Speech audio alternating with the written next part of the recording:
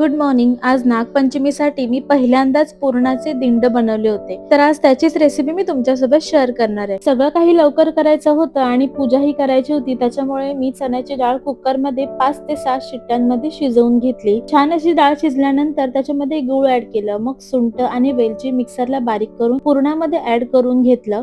याच्यामध्ये जर वरून जायफळ आपण खिसून टाकलं तर खूप छान टेस्ट येते बरं का. अजून एक गोष्ट मला इथे सांगावीशी वाटते, जर तुमची डाळ प्रॉपर शिजली असेल ना, तर तुम्हाला नंतर पुरण बारीक करायचीही गरज पडणार नाही. तुम्ही बघू शकता पुरण इथे छानपैकी आपले रेडी आहे. तर मी ते वाटीमध्ये काढून घेतलं थंड होण्यासाठी. पीठ मी ऑलरेडी मळून ठेवलं होतं आणि एक अर्धा तासासाठी त्याला मुरायला देखील ठेवलं होतं.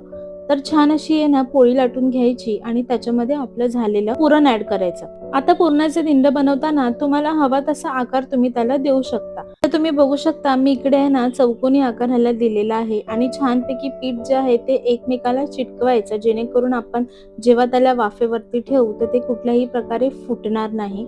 तर तुम्ही बघू शकता छान असं माझा पुरणाचा दिंड एक बनून तयार आहे. मी छान असं त्याला कव्हर सुद्धा केलेला आहे.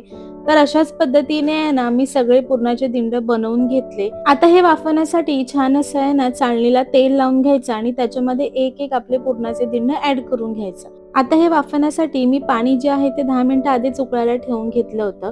तर याला छानपैकी झाकून घ्यायचं आणि 15 मिनिटानंतरला परत काढायचं. तर तुम्ही बघू शकता आपले दिंड किती छानपैकी शिजून रेडी आहेत ते. तर आता एका पूजेच्या प्लेटमध्ये, ज्या प्लेटमध्ये तुम्हाला नैवेद्य दाखवायचं आहे, त्याच्यामध्ये आपले दिंड छानपैकी काढून घ्यायचे आणि तुम्ही बघू शकता किती भारी झाले आहेत ते.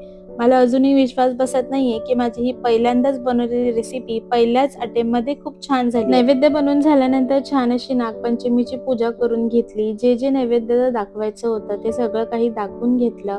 बाबूलाही सोबत घेतलं आणि आम्ही दोघांनी मिळून खूप छान अशी पूजा केली. खूप छान आणि प्रसन्न वाटलं. आय होप तुमची ही नागपंचमीची पूजा खूप छान झाली असेल. चला, भेटते नेक्स्ट व्लॉग मध्ये. बाय.